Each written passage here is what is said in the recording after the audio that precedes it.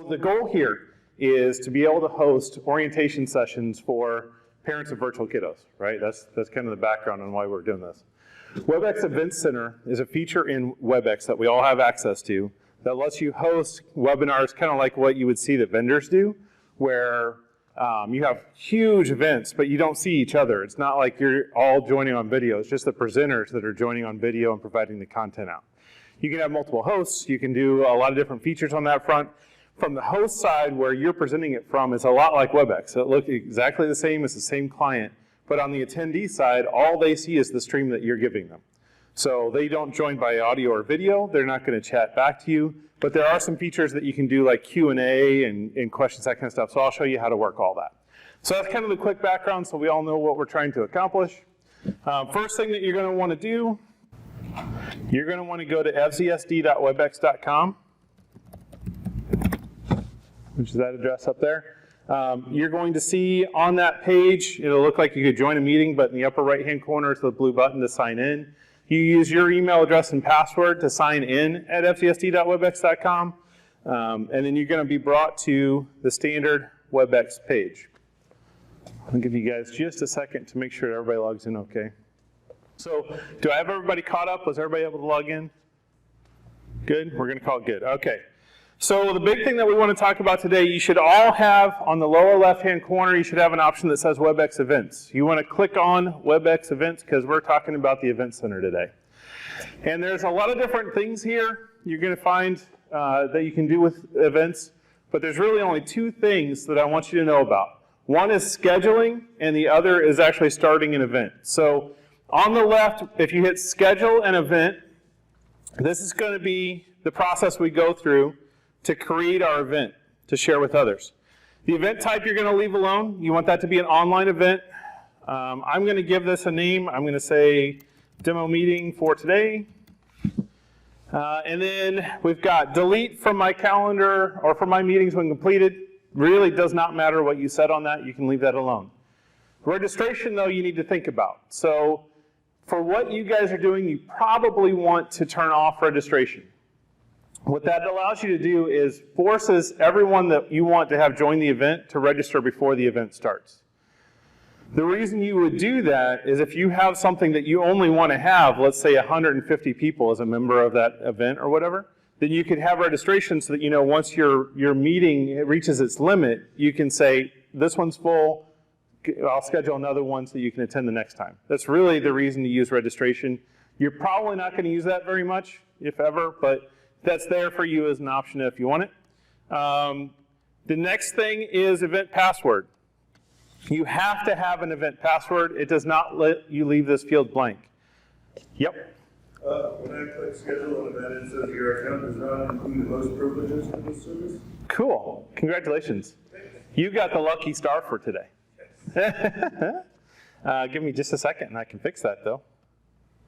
We have to do it now. Yeah, let's grab me afterwards and I'll get you set up. Just follow along and we'll be okay. Okay, so you have to have a password.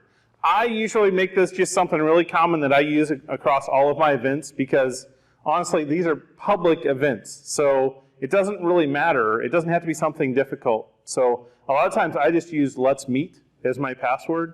You can pick something common for you. If you want to use the mascot for your building or something like that, then feel free to go for it. So I'm just going to throw my Let's Meet password in here. Ignore the add program. You don't have to worry about that. You do want to set your start time, though, for your meeting. So I'm going to do today, I'm going to leave it at 1:15. Actually, I'll go ahead and set it for 1:30. That'll be okay. We can join early. That is one nice thing about this. Really, the reason for setting the date and time is more for information that you're providing out to the people that are going to attend. It's not really like you can't start this at a different time once you've got it created. Okay, so we're going to go down. We've got select conference type. This is only, if you'll notice, for audio conference settings. I like to turn off the display global call-in numbers because we are not going to have anyone call in from outside the United States. I also always leave on mute upon entry for all participants. That way you don't have to change any settings when you're working with your meeting once you start it. Also don't do any entry and exit tone. What that means is if you had this on every person, every attendee, as they join the meeting, you'll hear a little tone for everyone in the meeting. And you don't need that, especially when you start talking about a couple hundred people in a meeting. Description, you can throw a quick description in here. The pictures, most people aren't going to see that, so I would not take the time to go fill that out. Don't worry about uploading anything. For event material, I would say the same thing. If you want to get material out to attendees, send it to them through an email. Don't use this process to share content with them. You can leave the UCF options alone, but for who can view the attendee list, that's up to you. By default, I always leave it as only the host and presenter. Let's say you're doing a large event where it was a couple schools worth of teachers or something like that you're doing a training session for. It doesn't matter so much if they see who all was in it, but for parents especially, you're not going to want that. Let's go down a little ways. The big one here is going to be presenters and panelists. So let me explain a couple roles in WebEx Event Center, because it is just slightly different from a standard WebEx meeting. So in Event Center, you have hosts, panelists, presenters, which are the same thing as panelists, and I don't know why they created it separate, and attendees. So for our purposes today, we have host, panelist, attendees. Those are the three that you want to worry about. Attendees are your parents or students or whatever, whoever's going to join and watch the meeting that you're going to host. The host is you. You're the one creating the event. The panelist is anyone that's actually going to be joining the meeting to present anything as part of that meeting. That can also be a moderator. So if you've got somebody that's going to sit there and just watch the Q&A and try and answer questions on the text part of it that's separate from the person presenting, then that would be a panelist as well. So you want to think through who you're going to have in each of those roles. One thing that you can do in here is you can also add alternate hosts, which is the same role as a host, but it's the only way that you can have multiple people that can start a meeting. And I want to be clear about that, because the only person that can start a WebEx event is the host. So if you're scheduling this, but you're not sure if you're going to be there to click the start button at the time that you're going to start the meeting, assign an alternate host that can also log in to be able to start the meeting for you. Is this making sense for everybody? Cool. All right, so let's go in here. I am going to add, I'm going to create an invitation list over here on Panelists. And this looks a lot like a contact list. Right now I have no contacts in my address book here. And I want to add some people in there. So I'm already a host, but I'm going to say that I'm just going to pick Matt Roush. Let's say we want Matt to be a presenter. So I can put in his name and his email address, and that's literally all I need. I don't need to put a phone number in, not important. At the bottom, you'll see two options here. Add new panelist in my address book. So if this is something that you think you're going to do frequently, go ahead and add it in there so that next time you can just click their name and add them right into the meeting. The other option is add as alternate host. Remember I was talking about somebody else that can start the meeting for us? I can do that right here. So I'm not going to set him as an alternate host just so you can see what it looks like as a panelist, but I am going to add him to my address book. So down here at the bottom, I can add to invitation list. At the top, you'll now see that Matt is listed. It shows him as a panelist in my meeting, and I can add more people. So if I had others in my contact list, I could go select from those. If not, I can add more panelists down here at the bottom. Once I have this list at the top populated, what I can do is click invite. So that saves my list.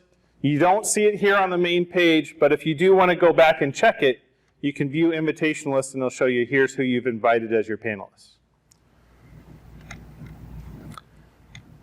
All right, one more piece on the panelist side, and this is also hosts, right? So this one asks for a password. This is a separate password than the one that attendees use. So that one at the top, think of that as the attendee password to join. This is the one for hosts, and you do not want that to be something that everyone knows.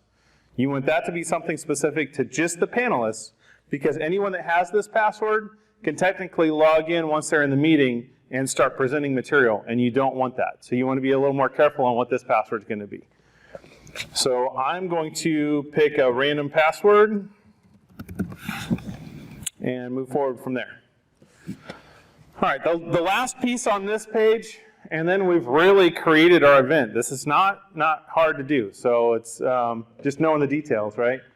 So the last piece down here has to do with how you contact your panelists and your attendees.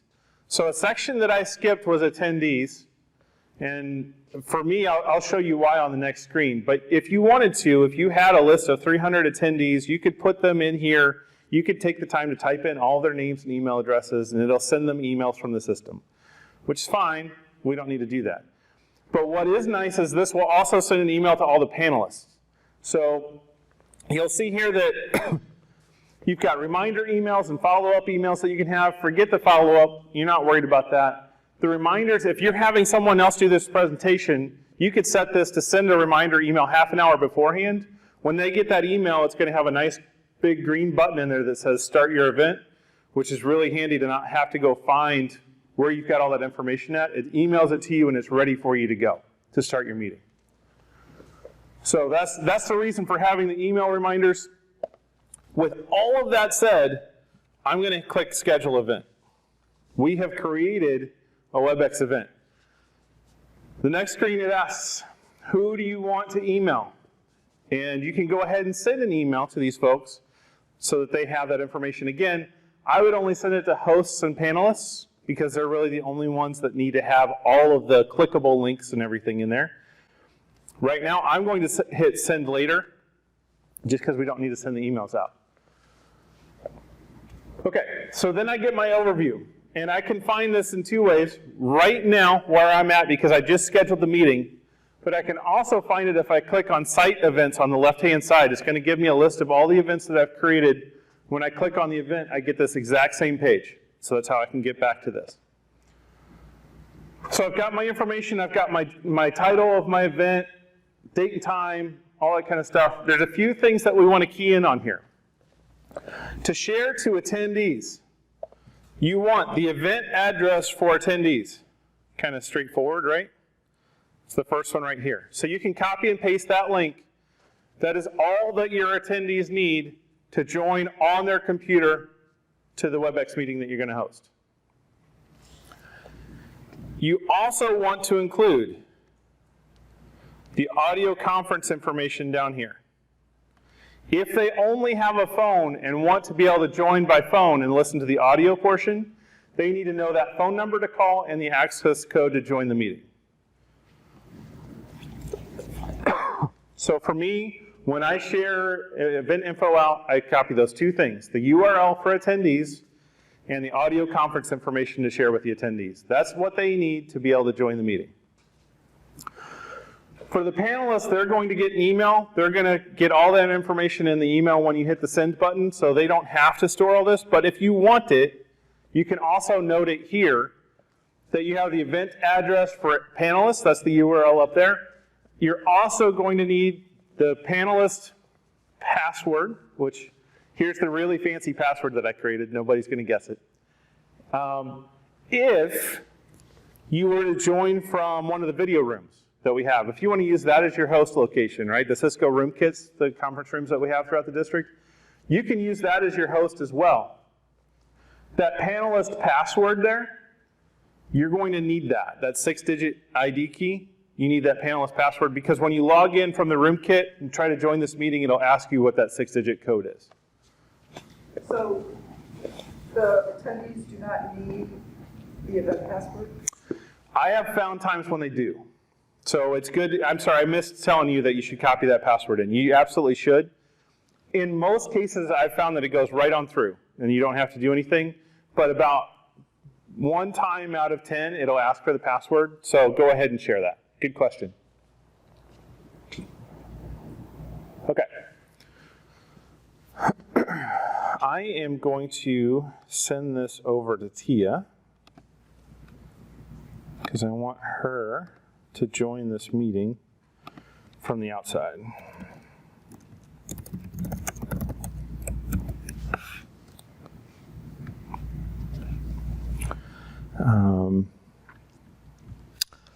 But before she can join, I have to start the event.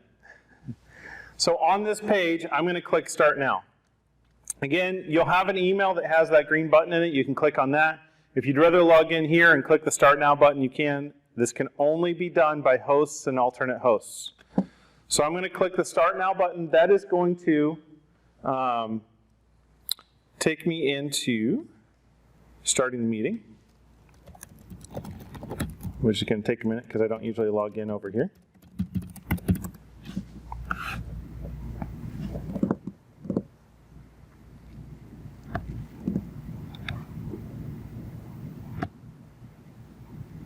Do it this way.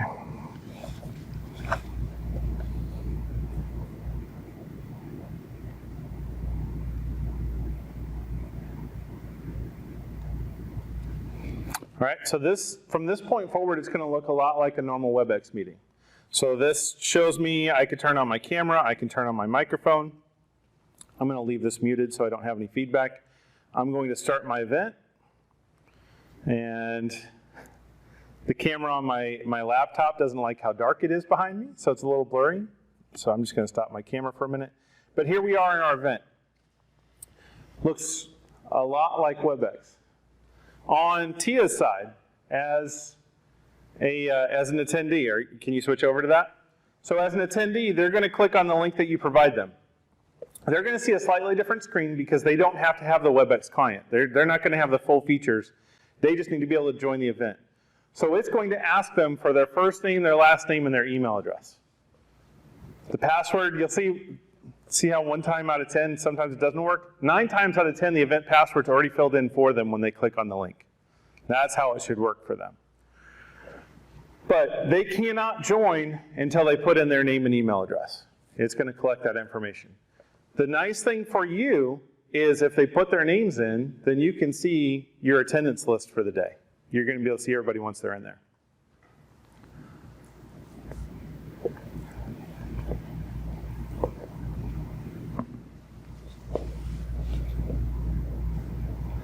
If someone comes to this meeting early, see on the left-hand side how it says event status started? If they come in here early, they'll say not started yet, and it's just going to have them wait on this page until that event starts. They'll need to refresh the page a couple times. Okay, down at the bottom, click on Run a Temporary Application. So JP, is there no waiting room option for you to put in there? There is not, which is why I always recommend starting the meeting like a good 15 minutes, 20 minutes beforehand. What I like to do is I put up a PowerPoint slide that says, welcome to the meeting, we'll be starting at whatever time, but don't share your camera or your microphone yet. That way they can go ahead and come in. The nice thing about that, rather than having a lobby anyway, is they know that they can get in, they can see everything, it's all working correctly, they can work through any issues beforehand. So I prefer to do it that way. It's just a better experience for everybody.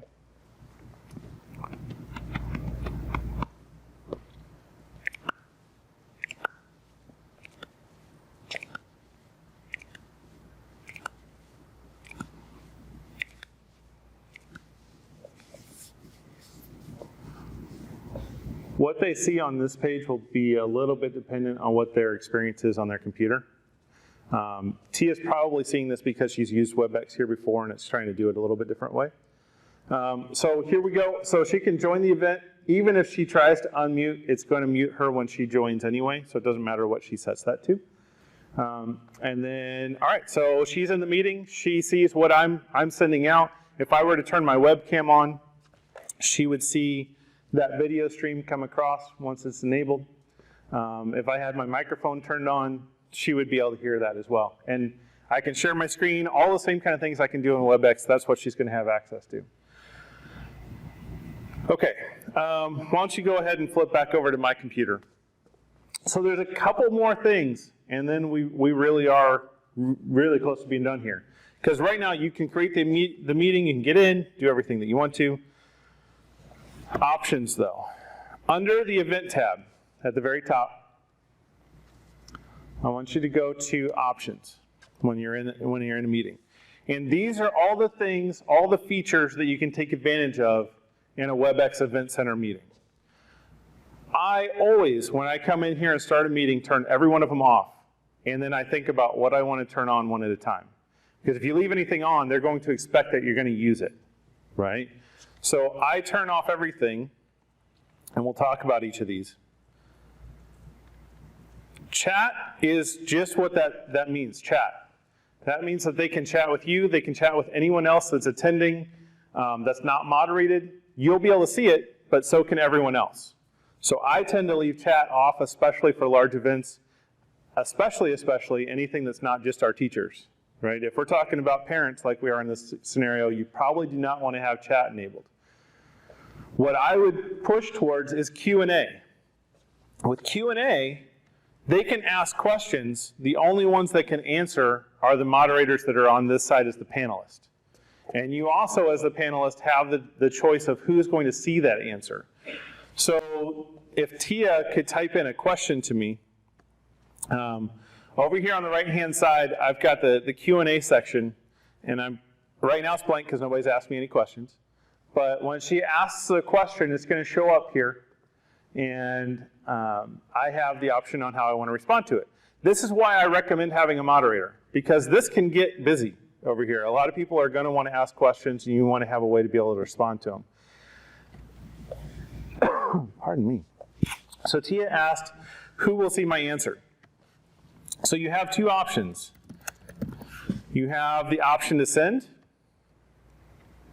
Oh, you have to click on the question first.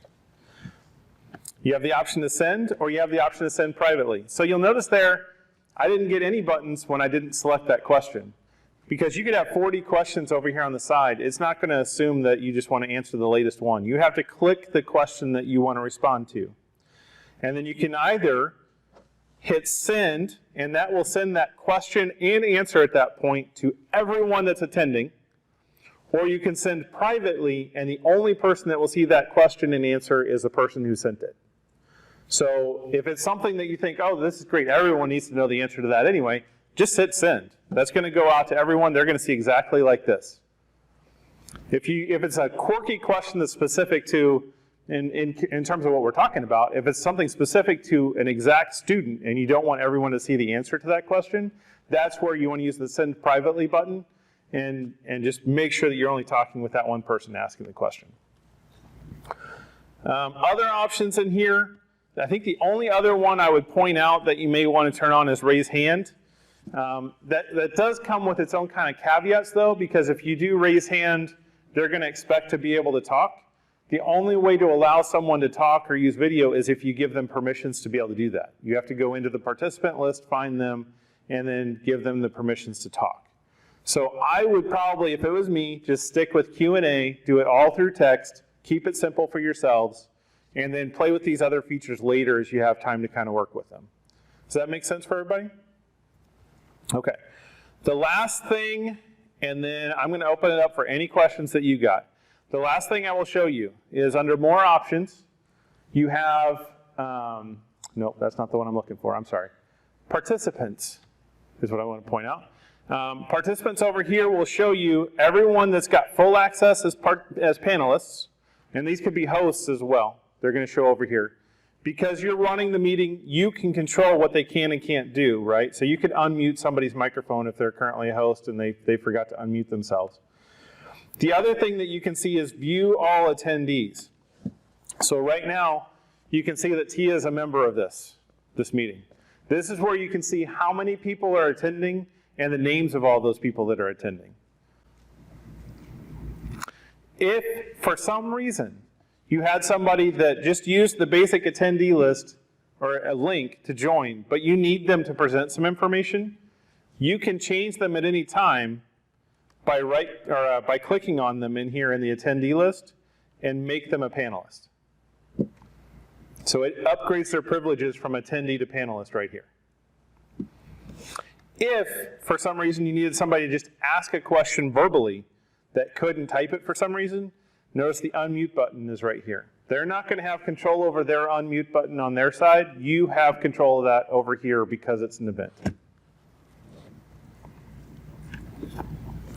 Other than that, everything is the same as what a standard WebEx would be. You can record, you can share your screen, you can do a whiteboard, any of the things that you would do inside of a WebEx meeting. When you record by default, it's going to go to the cloud. Again, you can download those as MP4s and upload those to YouTube after the fact. If you wanted to be able to share it with any parents that weren't able to make it out, that would be the easiest way to do it. That is how to run a WebEx event meeting. Simple? No. Workable? Okay, cool. What questions do you guys have for me?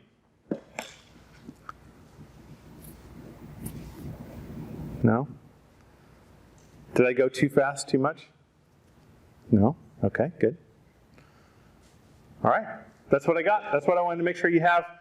We recorded all this so you can go back later and rewatch this again because I know me running through it tends to be kind of quick.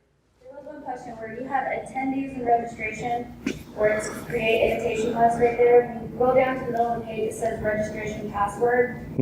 Yes or no, but the no box is clicked. If you added a password and you made it, don't you have to click that yes? That's something different. That should be something different. Let me see if I can get back to the spot that you're at. I'm going to end this event.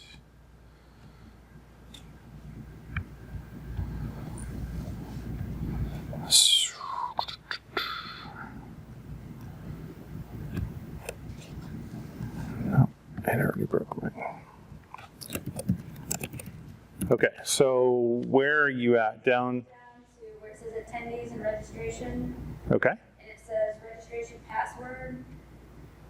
okay. You can click yes or keep that no. Keep that no. You want to keep this as simple as possible. Yeah. If you set this to yes, it would require them to register and to put a password in just to register. And that's not really about joining the event, it's about being able to register for the event. Yeah.